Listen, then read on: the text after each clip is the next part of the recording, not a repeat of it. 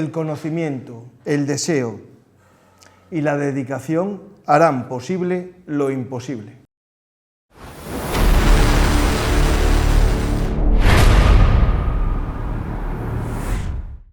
Hola a todos, bienvenidos a Juegos de Poder. El lema que os acabo de leer es el lema que podría encabezar cualquier libro de autoayuda para generar tu negocio, crear tu startup. Pero la realidad es que es el lema de una unidad militar, exactamente la Unidad 81 de las Fuerzas de Defensa de Israel, conocidos por muchos como las Startup o el Silicon Valley de Israel. Es una unidad militar a la cual van destinados los mayores cerebros de cada año de reclutamiento. Los mejores expedientes académicos del bachillerato se van a estas unidades por orden de menos a más. Se van a la unidad Talpiot, a la Academia de Vuelo, a la TUDA y a la famosa 8200, que es la unidad de inteligencia de las telecomunicaciones. Pero muy poca gente conoce a la 81. La 81, para que os hagáis una idea, de sus antiguos miembros, desde el año 2003 al 2010, crearon 50 startups con un valor en bolsa de 4.000 millones de dólares para ideas de negocio. Esta unidad 81, ya hace años, cuando el Motorola era aquel referente tecnológico, fueron capaces de ponerle cámara antes de que el concepto llegase al mercado. A los drones les pusieron cámaras también para dirigirlos cuando solamente eran aviones teledirigidos. Esta unidad 81 puede estar detrás o colaboró, seguro, con los responsables de la operación Busca Troyano. Ayer, en el Líbano, más de 3.000 explosiones sacudieron todo el territorio libanés, también en Siria, al sonido de un bip. Pero bueno, voy a explicarlo posteriormente. Antes de nada, voy a saludar analógicamente a José María, no le voy a mandar un mensaje por si acaso. Hola, José María. ¿Qué tal? Buenas. Vamos a hablar de la guerra de Ucrania, que sí. También hay noticias muy... Es que parece que estoy en broma con lo de explosivos, pero, no, pero también explosivas, muy explosivas. Vamos a hablar hoy de dos noticias, una de pequeñas explosiones y otra de una explosión de kilotones. Vamos a empezar, yo creo, por los Buscas, ese invento que para los más jóvenes les puede parecer extraño, a alguno se lo darían en algún restaurante mientras espera cola, se usa para eso últimamente. En los años 90 era casi referente de ser un ejecutivo o trabajar en la sanidad, ¿no? Que te daban un Busca por si acaso tenían que llamarte. Funcionaba con un sistema de una centralita, el dueño tenía un número en clave en la centralita y el que estaba interesado en contactar llamaba a la centralita y le daba un mensaje a la persona que era titular de un número de beeper o de busca. Esa persona llamaba a la centralita y le decía, mira, aquí tienes un mensaje ahora mismo de esta persona. Y ese era el comienzo del mundo hiperconectado en el que estamos viviendo. De hecho, no sé si te acuerdas tú, que durante un tiempo una marca de refrescos, cuyo nombre no voy a decir, por 6 botellas te daba un beeper. Sí. Ahora que estamos en el mundo hiperconectado, con los smartphones, las cosas, la internet de las cosas, las cámaras en todos los dispositivos, Hezbollah hace unos meses dijo su líder supremo que los soldados de Hezbollah tuviesen cuidado con los teléfonos móviles porque Israel se podía meter dentro. Y empezaron a bajar el uso de teléfonos. Y entonces tuvieron que pensar qué podemos emplear para comunicarnos y tener cierta flexibilidad en la comunicación, no estar sometidos a comunicación en papel o comunicación por sistemas, digamos, más rudimentarios, ¿no? Es decir, un mensajero o algo similar. Entonces, optaron por volver a los 90 y utilizar los Busca, ¿no? Estos sistemas de mensajes a distancia con beeper, Busca o Busca personas, en cada lugar lo llaman de una manera distinta.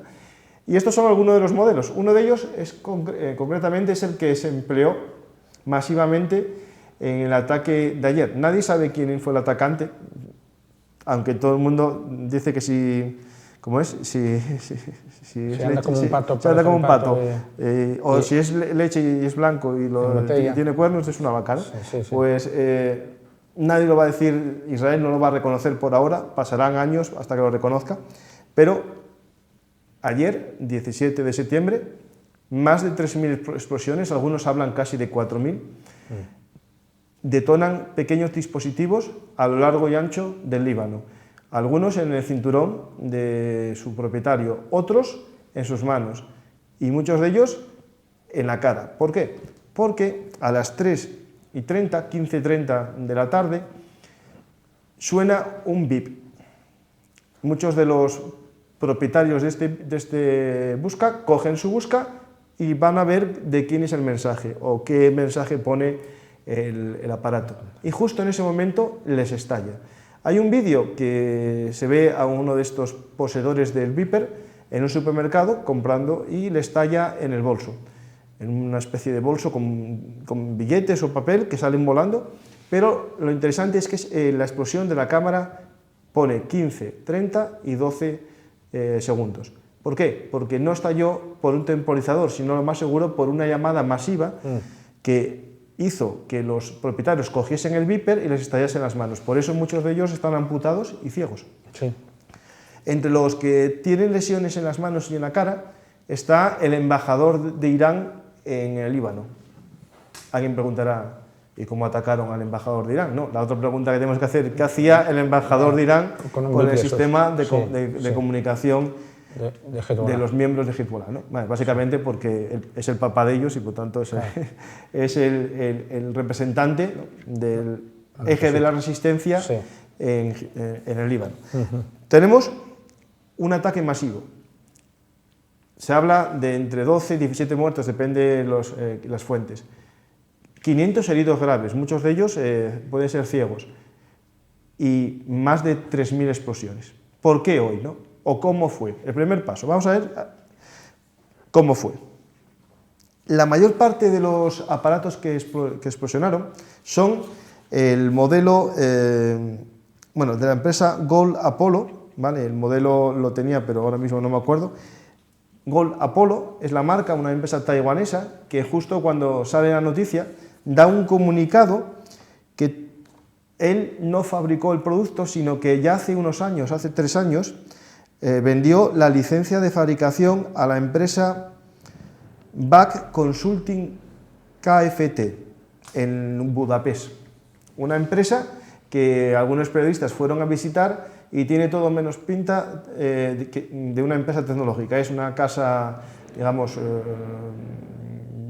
residencial, en el que la gente que estaba dentro dicen que no hay nadie de esa empresa, sí que está con sede allí, pero no hay nadie en esa empresa. Por lo tanto, nos encontramos ante una empresa que tiene toda la pinta de ser una empresa pantalla o una empresa creada para simular. Sí. ¿A quién simula? ¿Los productos de esta marca Gold Apollo para no hacerse responsables de los errores de fabricación?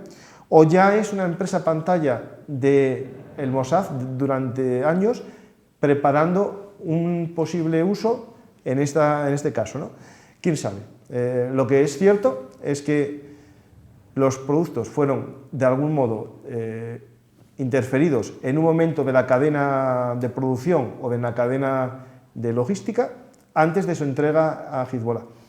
Aquí, al principio se hablaba mucho de que pudo ser por medio de alguna especie de troyano, virus que afectase a la batería y le hiciese implosionar. La realidad es que eso es muy difícil porque estos sistemas son más bien analógicos, no estamos ante un producto como un smartphone con gran capacidad informática para meter un virus. Por lo tanto, lo más seguro que se haya hecho en el hardware, es decir, en el proceso de fabricación o en el desplazamiento fue interceptado el envío y se le sustituyó elementos de este busca por elementos compatibles. ¿Por qué?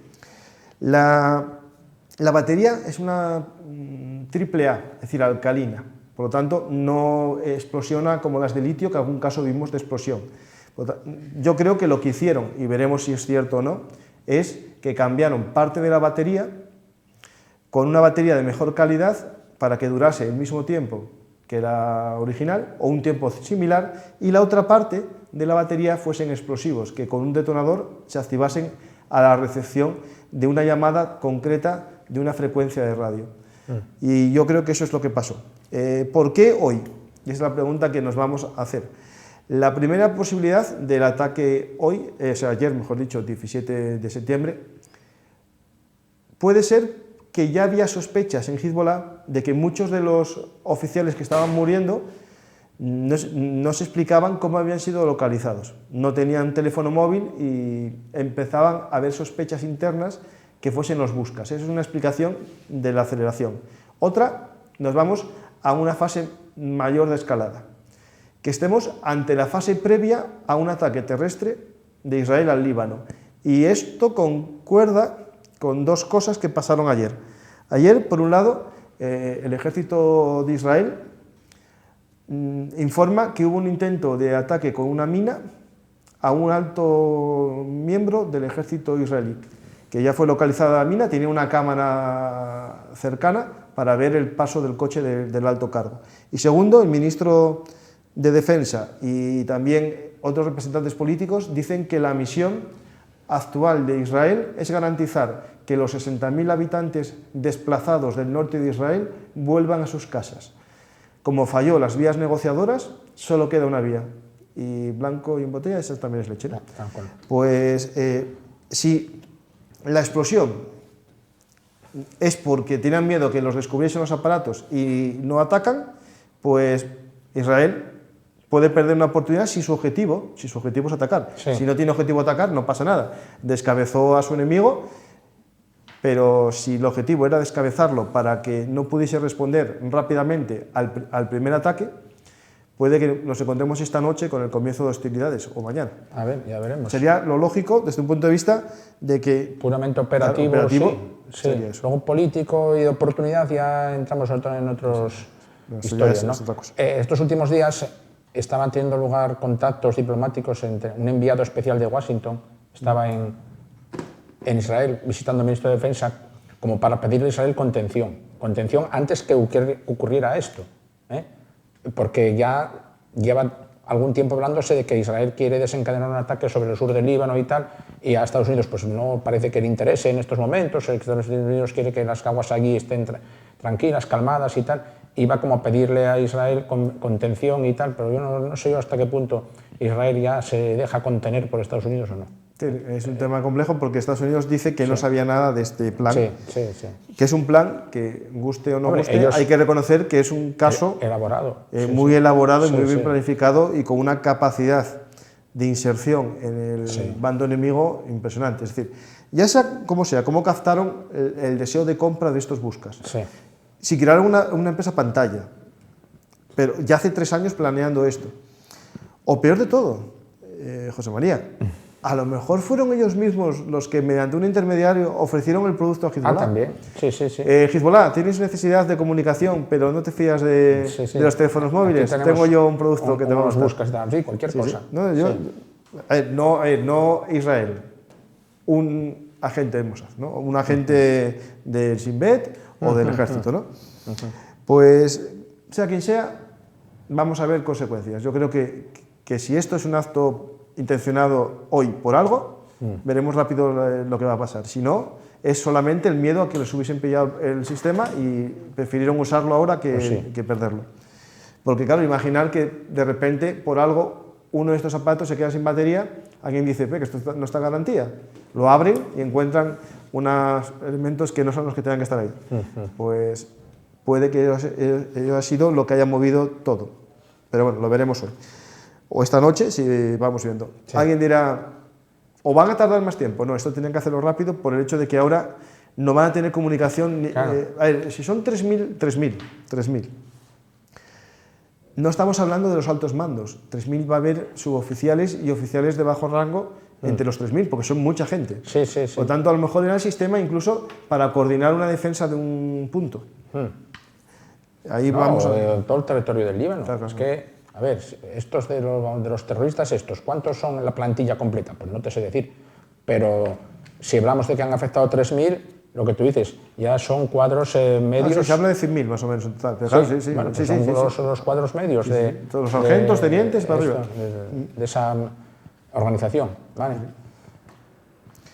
Pues vamos a estar atentos a lo que sucede ahí. El mundo sigue muy convulso, hay novedades en todos los lados. En Venezuela sabéis que España tenemos ahora a 2 compatriotas detenidos en Venezuela, acusados de espionaje e intento de ataque terrorista. Vamos a ver cómo evoluciona la situación. Esto se une a toda la situación geopolítica de Venezuela y iremos viendo. También, si nos vamos saltando a otros lugares del mundo, en Taiwán hay una noticia que llama la atención. 2 barcos de la Armada alemana, de la flota alemana, pasaron por el estrecho entre Taiwán y China por primera vez en las últimas décadas. No quiero decir una historia porque en los años de la Primera Guerra Mundial, finales del siglo XIX hasta la Primera Guerra Mundial, Alemania tenía islas en el Pacífico y por tanto pudo pasar por ahí. Tenía enclaves ahí, sí. Pero esta vez pasan... Casi todo el mundo tenía enclaves en China. Digo, casi todo el mundo. Bueno. De hecho, en China, muchos países europeos, Qingdao. Sí, tiene una fábrica de cervezas muy famosa. Tenía los famosos aquellos puertos del tratado, que tenía como una especie de puertos francos. Una serie de países europeos tenían derecho a tener un puerto franco en las costas de China, y Alemania tenía el suyo. Sí. Que de hecho Japón se lo quitó en la Primera Guerra Mundial. Sí. Pues vamos a hablar de Ucrania, volvemos nuestra atención a la guerra en Ucrania y comenzamos con una explosión, un hongo y varias explosiones secundarias que sacudieron a Rusia. Digo sacudir literalmente, porque sacudir. La explosión produjo un terremoto de 2,7 en la escala de Richter, que se sintió por lo menos a 20 kilómetros. 30.000 toneladas de munición, misiles, explotan en un ataque ucraniano. Explica un poco qué sucede. Sí, a ver, bueno, la noticia saltó ya a medianoche, entre las 2 y las 3 de la mañana se produjo, y en un primer momento parecía una de tantos ataques ucranianos con drones o misiles, no sabemos muy bien todavía creo que con drones, pero bueno, que a los cuales ya nos tienen acostumbrados, sobre refinerías, polvorines o digamos, son instalaciones digamos, sensibles dentro en lo más profundo de la Federación Rusa, ¿no? Y digo que esto ya es casi rutinario, los ucranianos llevan haciendo esta clase de ataques desde hace meses, no causó demasiada sensación en un primer momento, a mí por lo menos, bueno, mira, volaron un polvorín y tal, pero es que esto no era un polvorín cualquiera, era... no sé, la madre de todos los polvorines, un depósito gigantesco que, como tú dices, albergaba al menos 30.000 toneladas de explosivos. Y munición militar, minas, misiles antiaéreos S-300, Iskander, misiles norcoreanos, munición moderna, munición caducada, bueno, de todo. Y claro, la magnitud fue gigantesca, produjo ese pequeño terremoto que tú dices, y bueno, se observó en plena noche una primera grandísima explosión que mucha gente identificó con una explosión nuclear por el aspecto, por la magnitud. Bueno, hay algún youtuber que dice que era una bomba nuclear. Una bomba nuclear no radiactiva. No radiactiva, claro. Que yo quedé alucinado. Sí, pero bueno, a ver, dicho también es cierto, en números fríos y brutos, la potencia liberada podría equivaler a la de una explosión. No, es otra cosa, nuclear. Porque una bomba nuclear se mide en kilotones, que son miles de TNT. Por tanto, cualquier referencia a una explosión se basa en... La potencia liberada fue gigantesca. Es posible que haya sido una de las mayores explosiones convencionales de la historia. Claro, pero ¿esto cómo se produce? Porque los polvorines normalmente tienen distanciados las armas para que no haya efecto simpatía. Es decir, cuando una bomba estalla en una zona, el muro que está delimitando evita la expansión por simpatía de la bomba. Pero viendo el vídeo, que hay varios vídeos, en uno se van viendo explosiones secundarias en distintas zonas del polvorín. Puede ser 2 explicaciones. Que hubiese muchos drones con los que se atacaron, que no fuese solo un dron. De hecho, hay gente que habla de 100 drones, todos a la vez. Me parece mucho, porque no se ven vídeos todavía de eso. Puede que hayan salido 100. Ucrania ya ha hecho eso, ya ha hecho ataques con más de 100 y pico drones. De hecho, mira, este verano, me acuerdo yo, lo tenía grabado, pero claro, ya donde grabo y guardo tantas cosas, este verano no, el verano anterior, mejor dicho. Bueno, pues un tuitero propagandista ucraniano sacó un vídeo de dibujos animados, una animación, ¿no? Que se veía, era un niño y tal, tenía una fotografía de sus padres muertos por un ataque ruso a una casa, ¿no? Entonces él llora, coge el dron y coge aquella fotografía y fabrica un avioncito de papel y lo lanza a volar. Y ese avioncito en el aire se convierte en un dron. Y luego ese dron, junto a él, van como naciendo de aquellos avioncitos de papel, drones. Y aquello se convierte como en una nube de drones que avanzan todos hacia Rusia y tal. Como una premonición de estos ataques masivos con auténticos enjambres de 100 y pico drones, que es lo que están haciendo ahora. Pero esa idea de lanzar 100 y pico drones una noche sobre Rusia, ellos ya la estaban planificando o madurando o digamos, la tenían en mente hace más de un año ya. Lo que pasa es que en aquel momento todavía no tenían... Pasó Moscú hace una semana. La capacidad. Este objetivo está al norte de Moscú, estamos hablando que está muy lejos de la frontera. 500 kilómetros. Estalla un polvorín inmenso que en teoría está pensado para que esto no pase, por lo que podemos decir dos cosas. No es un antiguo, no es un polvorín de la época soviética, está reformado y mejorado en los años, a mitad de la década pasada, es decir, hacia el 2015-2017, ahí se hizo una reforma integral. ¿Qué pasa? Que para meter toda la munición nueva puede que no hayan cumplido con los estándares de seguridad y sacaron munición a los caminos, sacaron munición... De hecho, y eso hizo, claro... que llamaba la atención que desde una observación de satélites o drones se veían misiles, bombas, minas, todas tiradas por el suelo, almacenadas, no almacenadas, dejadas ahí al aire libre y tal, de cualquier manera. ¿Eso qué significaba? Bueno, pues eso, incuria, incompetencia, abandono y tal. Y pensar que los ucranianos son tontos. Pasó lo que pasó, ya, también, sí. Y esto todo, hablando de que es un golpe duro a la retaguardia rusa, pero también es una pregunta. ¿Qué podría hacer Ucrania si le dejasen con las armas occidentales? Es decir, si esto lo hace con drones low cost, que son poco más que aviones teledirigidos de fibra de papel, fibra de papel, eso, que son la mayor parte de ellos. Cartón, casi. Sí, cartón, sí. Y 50 kilos de explosivos o menos, hacen esto. Si les diesen los torsados, los sistemas HASAM, ¿no? Sí, las JSAM, sí. Y muchas más armas que podría tener, pues atacaría la logística rusa y los rusos no podrían avanzar tan fácilmente sin munición y sin combustible. Pero es que yo la sospecha que tengo es precisamente esa, que si las potencias occidentales, Estados Unidos básicamente, ya se da cuenta del daño que Ucrania puede hacer solo con sus medios limitados, ¿qué no podría hacer si le dan los misiles que pide y el permiso que Ucrania pide? Entonces podrían poner a Rusia de rodillas. Y eso a lo mejor no es lo que esperan de Estados Unidos, lo que tienen miedo. Con una nación que tiene más nucleares, claro. O a lo mejor no es tanto, porque parece ya que la amenaza nuclear esa ya se va desdibujando conforme pasa el tiempo, pero desde Occidente, en algunos ámbitos, en algunas instancias, en Washington y a lo mejor en Berlín y tal, no desean o no quieren una derrota total y absoluta de Rusia. Que traiga otras consecuencias, una caída del régimen o nadie sabe muy bien qué. Entonces, vale, ¿no quieren que Ucrania sea aplastada? Bueno, quizás no, pero tampoco quieren que Rusia se derrumbe. No sé si me explico. Entonces, pues quieren que todo siga como está. Que todo siga como está tampoco es lo más deseable. Sí, en este caso, para los ucranianos no. Pues tenemos este ataque masivo.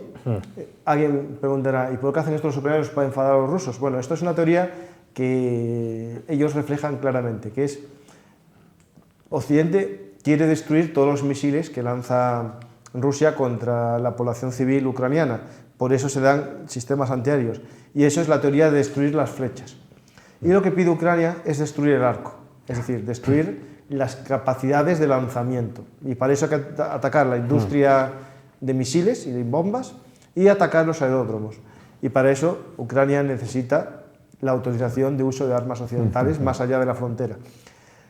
¿Por qué? Porque es verdad que en la zona de Kursk dejan usarlos porque dicen que desde ahí se atacaba Ucrania, pero la realidad es que ahora Rusia retrotrae sus ataques a más allá de los 300 kilómetros, es decir, desde Volgogrado, antiguo Stalingrado, salen aviones para bombardear Ucrania. No, y salen desde el Ártico, desde Murmansk, salen los aviones estos. Ahí están los B-50, los Tu-22 y los Tu-95 también, sí.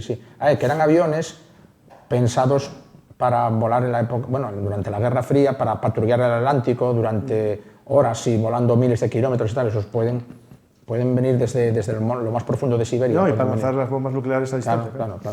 Pues tenemos esta opción de destruir el arco en vez de la flecha, y ahora vamos a ver un poco las flechas en el campo de batalla, es decir, cómo se mueven los frentes. La situación es compleja porque hay acción en todos los lados, es decir, esta guerra parece que no pasa nada a veces, pero no para de pasar cosas realmente, ¿no? Nos vamos a fijar inicialmente en la zona de Kursk, vamos a ir por el norte.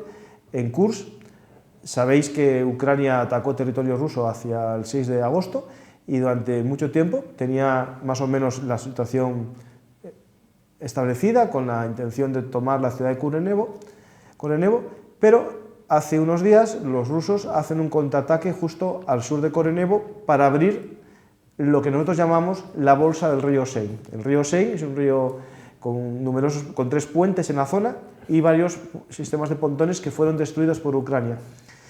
¿Para qué? Para evitar que los rusos pudiesen ser relevados o reabastecidos en esa zona. Y se cerró toda esa bolsa con la toma de un pequeño pueblo que se llama Snagos por parte de Ucrania.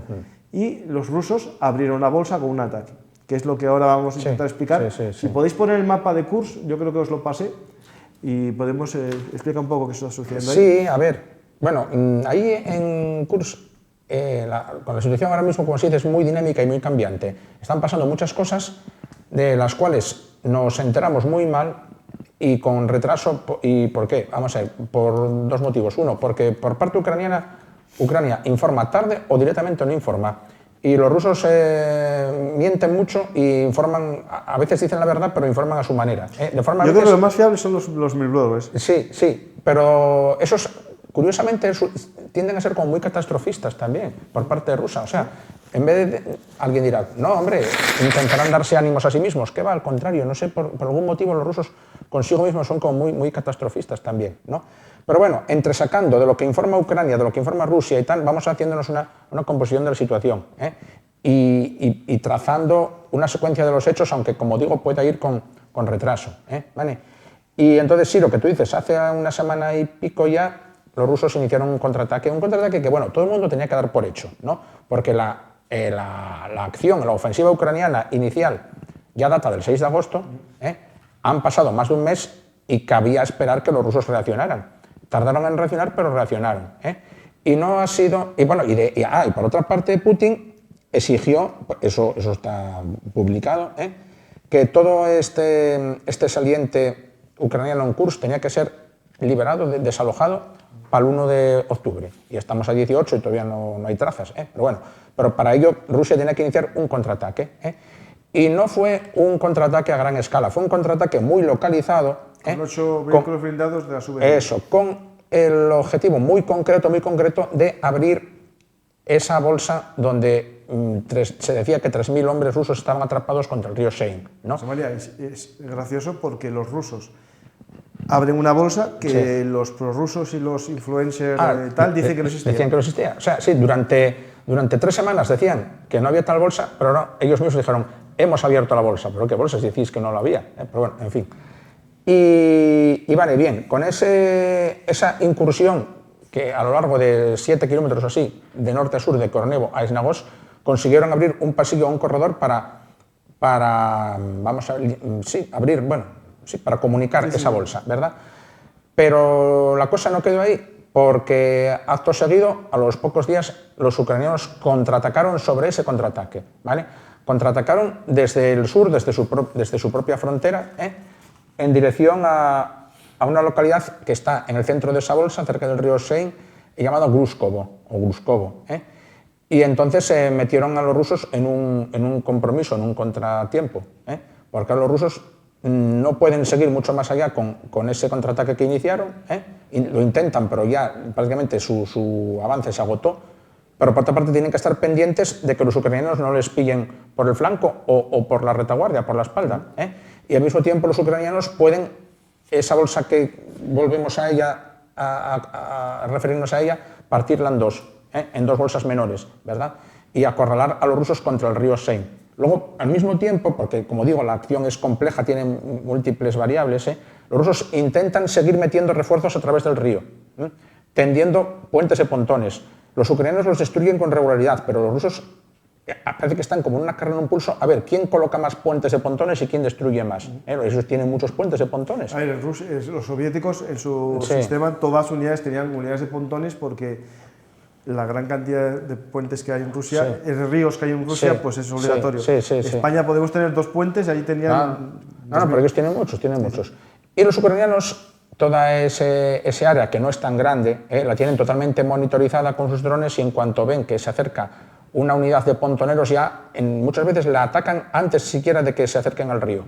Otras veces cuando están tendiendo el pontón, otras veces cuando ya está el pontón tendido y las tropas se disponen a pasar. De hecho hubo unas imágenes todavía dramáticas que era como una compañía de soldados rusos que estaban esperando en fila para cruzar el puente y fueron atacados con un cohete HIMARS y acabaron con ellos. Y de hecho hay un ataque a un sistema de lanzamiento de minas, estos a distancia, también, que en vez de atacar el puente prefirieron atacar al vehículo. Sí. Porque es más valioso el vehículo. Luego están pasando muchísimas cosas ahí. Luego, al mismo tiempo, en el otro sector del frente que los ucranianos controlan, en el extremo norte de su avance, también los ucranianos están haciendo maniobras en dirección a la ciudad de Legov y a la ciudad de Rils. Entonces eso ha obligado a los rusos a evacuar 2 distritos cercanos a la localidad de Rils. A evacuar de población civil, me refiero. ¿Vale? ¿Por qué? Porque tienen miedo de que los ucranianos lleguen. No los veo que vayan a llegar mañana, pero desde Rusia creen que los ucranianos que pueden llegar. Y de hecho ya han cortado la carretera que une, me parece que es Koronevo con Lvov, me parece, estoy seguro. Y entonces... hay una vía de ferrocarril. Sí. Hay una cuestión ahí, que... A ver, Ucrania entró ahí en Kursk con unas fuerzas limitadas en número, que cuando muchos critican a Ucrania que se ha destinado demasiadas fuerzas, ha distraído fuerzas, no, Ucrania ahí no debe tener, nunca tuvo más de 8.000 hombres, probablemente. De hecho hay una cosa interesante, que los rusos el primer día decían 1.000, ahora los que son, digamos, voceros del mensaje de Rusia, dicen que hay 10.000 muertos ucranianos en Kursk. Eso no pasa un filtro de la inteligencia básica de una persona que haya leído 5 libros de historia militar. El ratio más habitual de muertos por heridos nos va a 4 heridos o 5 por cada muerto. Si hay 10.000 muertos, habría 50.000 heridos. Pero para que haya 50.000 heridos, ¿cuántos soldados tiene que haber en ese frente? Pues a lo mejor 200.000. Bien. Entonces, claro, no entran ahí. Entonces, como comentamos antes, Putin dio orden de desalojar a los ucranianos, expulsar a los ucranianos de Kursk. Y para eso hacen falta gente. Ahora se cree, han traído refuerzos de todos los lugares, menos del frente de Pokrovsk, eso se dice. Reclutas que había ahí, reclutas de servicio militar, cuyo valor combativo es escaso. Y luego todo tipo de tropas consideradas prescindibles, entre comillas, prescindibles de otros frentes. Pero claro, cuando unas tropas en otros lugares se cree que son prescindibles, es que tampoco son de la mejor capacidad combativa. Dos VDVs. Bueno, sí. Hombre, tienen que tener un núcleo de choque, tienen. Por ejemplo, los que entraron ahí en Slagotsk eran gente de altas capacidades de fuerza de combate, ¿no? Pero el resto de la masa, de los que se dice que tienen 38.000 hombres ahí los rusos, no son lo mejor de cada casa. No son lo mejor de cada casa porque no han querido meter allí lo mejor de cada casa, ¿verdad? No, digamos, su función es evitar que los ucranianos avancen y de los 38.000 habrá 5.000 o 4.000 con cierta capacidad. Entonces, de esos 38.000, que ponte que 4.000 sean tropas de auténtica primera línea y el resto no lo son, ¿vale? Se les ha encomendado la tarea de expulsar a los ucranianos de Kursk para el 1 de octubre. No se ve que vayan a poder. Entonces, ya se está notando que para cumplir ese objetivo, esa meta, que tienen que traer más fuerzas de otros lugares. ¿De dónde? Pues de algún lugar del frente activo. Y entonces ahora empieza a cumplirse, digamos, el propósito que dicen que Ucrania podría tener en un primer momento, que es que obligar a Rusia a retirar fuerzas de otros sitios. Era lo que yo decía. De otros lugares donde Rusia los tiene empeñados ahora. Hay una estimación, bueno, por ejemplo, Zelensky dijo, tampoco podemos hacer caso a Zelensky al pie de la letra, que los rusos necesitarán 100.000 hombres para echarnos de Kursk. Bueno, no 100.000 quizás no, pero otros 60.000 sí. Entonces, si Rusia tiene que meter 60.000 hombres de infantería para expulsar a los ucranianos de Kursk con fecha del 1 de octubre, tiene que sacarlos o del Donbass del Donbass, de Donetsk o de Lugansk o de Chasiv Yar o de cualquier sitio. Hombre, los está sacando de Vovchansk y Vovchansk es de una base ucraniana. Sí, efectivamente, sí. Hay una cosa que tenemos que también destacar, es que justo estos días Putin aprueba un decreto para ampliar el ejército ruso del 1.350.000 efectivos teóricos al 1,5 millones. Esto no significa que tenga 1.350.000 soldados, sino que la orgánica oficial del ejército ruso va a ser de 1.500.000. Que después sea capaz de reclutar voluntarios para llegar a ese número, complejo. ¿Por qué digo esto de voluntarios? Porque actualmente del 1.300.000, unos 600.000, según las fuentes rusas, son contracti, es decir, personas que tienen un contrato y no servicio militar obligatorio. ¿Qué pasa con los de servicio militar obligatorio? Puede sumar a los que llama quintas, ¿no? Lo puede sumar, pero según él no los va a mandar a la guerra de Ucrania. Por lo tanto, tiene que conseguir gente con contrato. ¿Qué problema hay? Que ya no sabe cuánto dinero tiene que dar, porque los últimos reclutamientos en Moscú eran casi $30.000 de inicio, de paga inicial, más un salario casi de $3.000 al mes. Y a pesar de eso no están cubriendo los cupos de reclutamiento. Cada vez más gente sabe que puede morir en Ucrania y no van a ir tan voluntarios ya. Es decir, ya ahora ya van por dinero. ¿Y quién va por dinero? Sí. El más necesitado. Ahora ya lo que, bueno, no es de ahora, ya lleva haciéndose hace tiempo, pero cada vez se va intensificando más.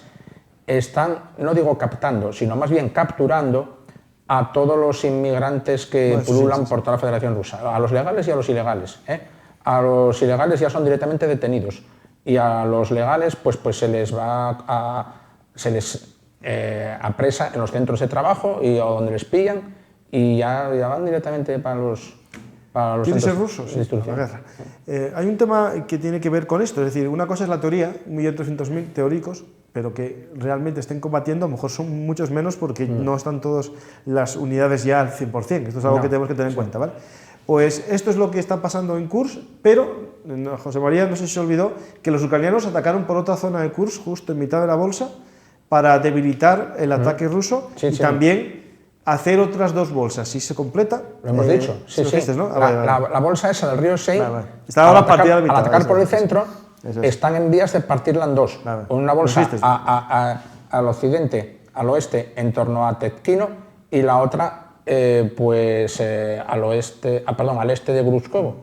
Bueno, a ver, eso es una operación en curso, todavía no está no se sabe ni cómo va. De hecho, a ver, dentro de lo poco que vamos sabiendo fragmentariamente, los ucranianos tenían esperanzas de hacer esa operación y culminarla, pero tuvieron algún contratiempo en una de sus fuerzas de avance. No sabemos qué clase de contratiempo. Nosotros leemos a veces informes que son traducciones de ucranianas o rusas, y a veces esas traducciones son un poco mecánicas de internet y tal, y no nos queda muy claro qué contratiempo tuvieron los ucranianos. No ponía un contratiempo, punto.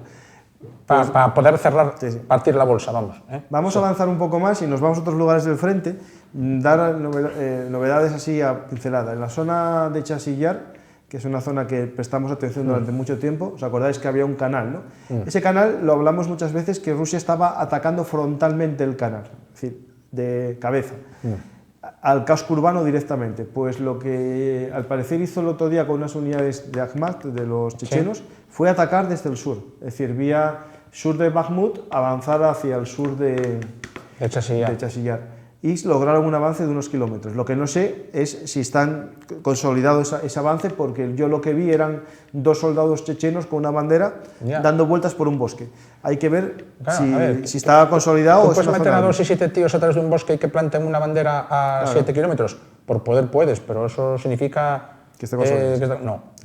Después nos vamos más al sur, a la zona... Bueno, espera, y nos dejamos atrás algo importante, lo que pasó en Vovchansk, que eliminaron la presencia rusa de la factoría de agregados. Es verdad que dije que habían recuperado el terreno, pero no la fábrica de agregados. Sí, no, ahora ya sí.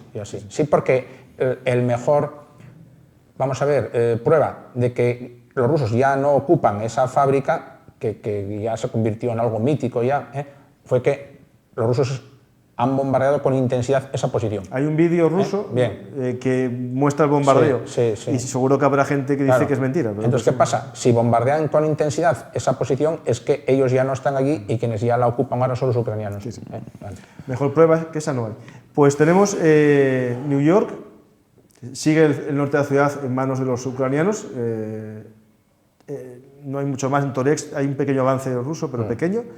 Nos vamos a la zona de Pokrovsk, que ahí los avances se producen hacia el sur de Pokrovsk, en la zona de Ucrania.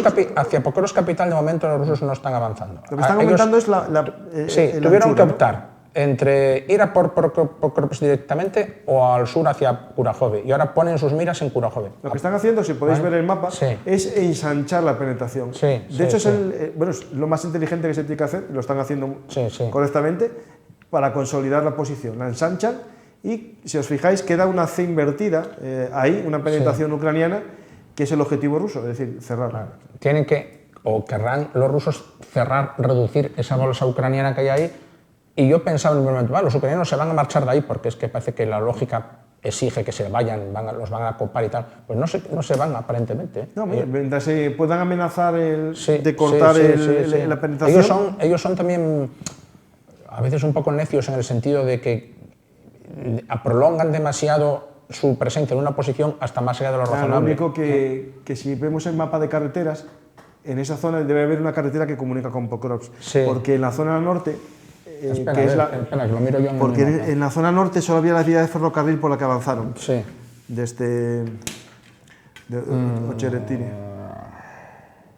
Sí, hay una carreterita. Claro, es que desde Ocheretine, desde Avdiivka, Ocheretine, Pokrovsk es la vía de ferrocarril y luego que hay una pista forestal de barro. Y lo que quieren es conseguir alguna carretera seguro, es lo que buscan. Porque si no, tú no puedes mantener el avance hasta Pokrovsk sin una carretera. Una carretera por la cual los ucranianos aún pueden salir y los rusos, si la capturan, mejoran su logística. Claro, logística para la penetración. Pues seguro ese es el objetivo principal, por eso se ensancharon hacia el sur. Pues hay muchas cosas, también tenía un mapa del río Dnieper, la desembocadura y el Mar Negro, por las operaciones de las unidades de infantería de marina ucraniana, especialmente la unidad 73, que es los Navy SEAL ucranianos, que atacaron plataformas petroleras para destruir los sistemas de guerra electrónica y también misiles que tenían los rusos puestos para atacar los barcos graneros o barcos de cereales. El barco que atacaron el otro día frente a las costas de Rumanía. Que eso también, los americanos no dijeron nada, a mí eso me llamó un poco la atención. Era una plataforma continental rumana, sí. Sí, pero bueno. No, realmente es una zona protegida por Rumanía. Cierto. Y de paso que atacaron esas plataformas ocupadas por los rusos, derribaron el avión, aquel ruso. Con un Nampat, un Su-35. Sí, fue una acción sobrevenida, pero el avión iba por ellos y ellos lo derribaron. No contarían que llevaba un Nampat. Claro. Y bueno, estas unidades anfibias Navy SEALs van a tener un papel muy interesante en los ataques al delta del Dnieper, que no es un delta, es más bien una lengua de arena, y ahí va a haber ataques constantes para liberar el Dnieper y que puedan salir los barcos ucranianos. Son el Tendra Spit y son una especie de barras de arena que hay ahí. Bueno, de arena, ya es arena consolidada, ¿no? El Tendra Spit, eso sí. Que tiene, es así como una barra litoral, ¿vale? Pues, y el otro es, no me acuerdo cómo era. El que quiera conocer más en profundidad estos mapas, pues nos puede ver en frente de batalla en Belum Artis, que lo vamos a contar en más profundidad por razón de tiempo. Pues nada más, José María, vamos a finalizar. Fue todo así un poco atropellado. Y os vuelvo a recomendar este libro, que no tengo acciones en el libro, pero me parece muy interesante, que es El arte de la innovación militar, que cuenta un poco cómo el ejército de Israel, desde su origen, se basa en la búsqueda de inventos disruptivos o innovaciones disruptivas que den una ventaja de oportunidad. Y qué mejor momento para recomendarlo que con lo que pasó ayer, ¿no? Es decir, puede ser definido de cualquier manera lo que hizo ayer Israel, pero lo que no se puede decir es que no es algo audaz. Pues muchas gracias a todos, espero que os haya gustado el programa de Juegos de Poder y hasta la próxima semana, aquí con José María y sus mapas y la geopolítica que os intento resumir rápidamente en este programa.